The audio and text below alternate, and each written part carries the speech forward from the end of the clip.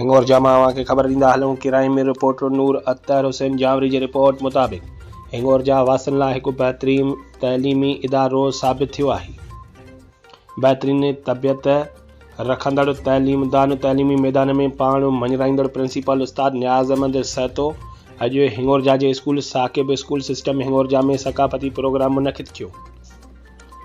School जो principal उस्ताद नियाज़ Ahmad सहतो, wise principal Ahmad नवाज़ Solanki, senior उस्ताद अदनान रज़ा ज़ैदी, अवेस चन्ना जिन जी कोशिशुनि सां ही प्रोग्राम मुनक़िद कयो वियो।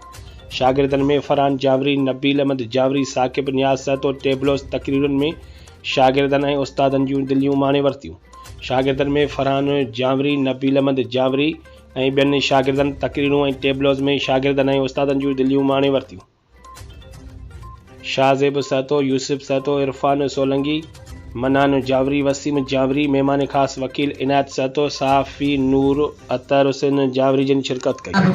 जनाब प्रिंसिपल, मेहमान ख़ास, तमाम उस्ताद साहिबान ऐं प्यारा शागिर्दो, अस्सलाम वालेकुम। वालेकुम अस्सलाम। मुझे तकरीर जो उन्वान आहे फ़िल्म जा अज़ीम इंसान जनाब फदल इन फ़िल्म जी फ़मिल फदल अज़ीम इंसान के जन्म हुआ। इन फ़मिल काज़ी आज़म मोहम्मद अली जना जड़ा अफ़ीम लीडर पादे पैदा कर जो पाकिस्तान के अंग्रेज़ों ने हिंदू गुलामी का आज़ाद करायो।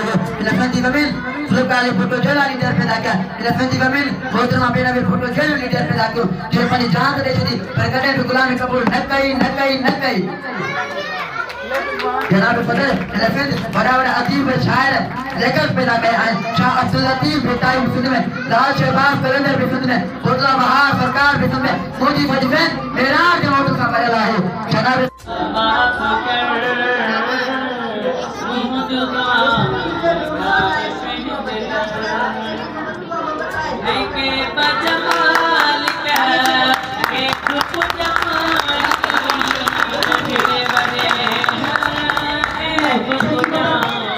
Rafima, Rafimoi, Rafima. तो तुम मोबाइल में पढ़ने लगे तो वीडियो पर जाने दे आयो ना तुम मुझे ना रोकन दो अरे यार टक्कर में गया वो ये दे दे